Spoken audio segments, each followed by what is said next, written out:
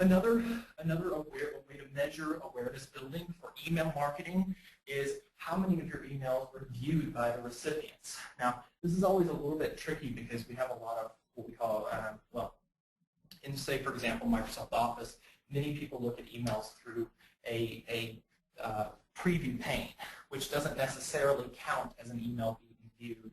But if you compare one email blast to another email blast, you can at least compare the relative percentages with which they were opened, and the idea would be to continue to tweak and improve your emails through writing better subject lines, writing better content in the emails, so that more of your emails are likely to be opened by the recipients.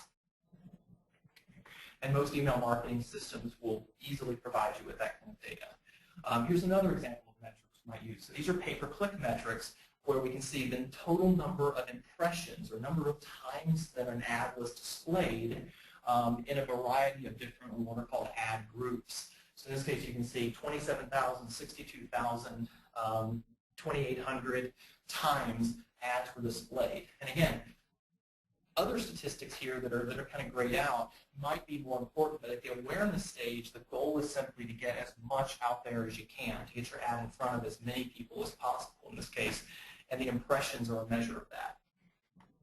Okay. So if awareness building is a numbers game, it's just a sheer volume game, the interest stage, you have to start to become a bit more strategic. So when you move from awareness to interest, now what you're trying to do is you're trying to get people to visit your website and to stick around at your website. Now, here's an interesting statistic. I get asked often at conferences. This question is, well, if I start doing pay-per-click advertising, what click-through rate should I expect? What should I shoot for? And for a long time, obviously it's going to change. It's going to vary dramatically by organization and by ad and so forth. But the overall average, at least for Google, is about 1.5%. So that means if you can beat 1.5%, you're doing a pretty good job in running pay-per-click campaigns. We've had some campaigns with click-through rate as high as 7 or 8%, but that takes work and that takes time to make sure that you're targeting the right searches and to make sure that you're writing ads that are really effective and compelling. Here's a fairly dismal statistic, which is that I mentioned this earlier, that typical bounce rates, average bounce rates on continuing education websites, defined as both higher ed as well as professional education, private companies doing professional education and such, the bounce rate is 50%. So that means that all of that work that you did in the awareness building and even generating interest, those people who get to your site, half of them just turn around and leave. Right? And so that's something, when you hear people talk about landing page optimization, well, the goal of landing page optimization is really to keep people there on your site, to make sure that when they arrive at your website, they're seeing things that reinforce to them that they're in the right place and they should dig a little bit deeper. Now, here are some of the techniques that you might see used to generate interest. You might see people trying to manipulate the way that their website appears in organic search results. You can do that by changing the title of your website, which is always the bold blue line that people see when your site comes up in search results. You can do that by changing, in some cases, doing some behind-the-scenes things to try to put the text that you want to appear showing up below that title when your site comes up. So you can try to improve your organic search results, improving online ads, certainly, creating more compelling ads and increasing the click-through rate there, writing more compelling content for marketing emails. It's not enough just to be sending emails out to prospects. You've really got to test it, and there's some great ways out there to do some testing. For instance, divide your audience in half. Send one version of the email in half, send a different version to the second half, and then measure the open rate, measure the click-through rate, see what the results of those two groups are, and then that gives you a bit of insight into what your audience is going to respond to best for future emails. Okay. And then obviously, as I mentioned, the content of your landing page is keeping people there at your website. is another technique for generating and keeping interest.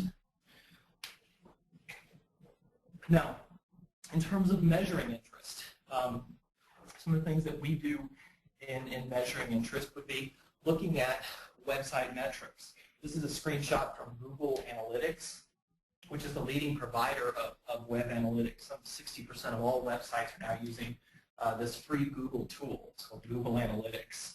And what I've highlighted here, what I haven't oranged out, are things that I would look at and I would consider measures of interest. How many visits are we getting to the website, and then what is the bounce rate that we're getting? You see in this case the bounce rate is well below 50%, which is good. That means the website's doing a pretty good job of keeping people there once they arrive. Okay, so those are a couple of metrics you might use. Here's another. This would be a measure of click-through rate for email marketing. So if we send out 600 and some emails and 33 people end up visiting the website, because of those emails, we have a 4.83% click-through rate. So that's something that you can work on improving by writing more compelling emails or putting additional links in the email, giving people more opportunities to click through to visit your website.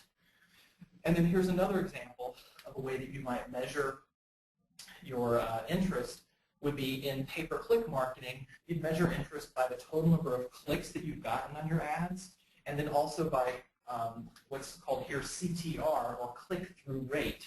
So that's the percentage of the time when your ad was clicked compared to the number of times that it displayed. So a click-through rate of 1% would mean for every 100 times your ad appears, one person would be clicking through. So this shows you varying levels of varying click-through rates ranging from 3-4% down to very, very low percents. Now, in our defense for this particular click-through rate, this is in the New York market, a client of ours in New York, which is a very competitive market, and this is showing click-through rates not only for Google, but also for Google Search Network and Content Network, which tend to get much lower click-throughs than the 1.5%. So, but again, the number of clicks and click-through rates are something that we can measure and we can work to improve over time by writing better ads. This is an example of a couple of ads that you might use in pay-per-click. So just take a look at these two ads for a moment and kind of make a mental decision on your own as to which of these two ads would you be more likely to click on. These are two different ads for the exact same program that would show up on the exact same types of searches. One of these ads generated twice the clicks as the other. And it was this one. So the public speaking class, as opposed to a presentation class, had a 6% click-through rate for that ad. And it just shows you how, if you stood back and kind of crossed your eyes a little bit, you really couldn't tell the difference between the ads. They both have a title that's in blue. They both have two lines of text up to 35 characters each and the exact same URL listed. But one of them had double the number of clicks, percentage-wise, as the other. And that's a clear example of how doing some optimization work in pay-per-click marketing can get you many, many more visitors to your website. And in the interest stage, that's your goal, is to get as many people to your site as you can and keep them there. So let's now assume we've got people to our website. They're looking at the site. What we're trying to do now is we're trying to engage them. So if we're generating engagement, here are some of the ways that we might do that. Anything basically that's engaging to people, that is giving them the ability to either interact or to read or to learn more about what you do, or that makes your organization seem more attractive to them as a prospect. So, some of the more modern or cutting-edge approaches are online videos or online simulations that people can participate in, but you can also just publish really good articles or put up lots of detail about your courses.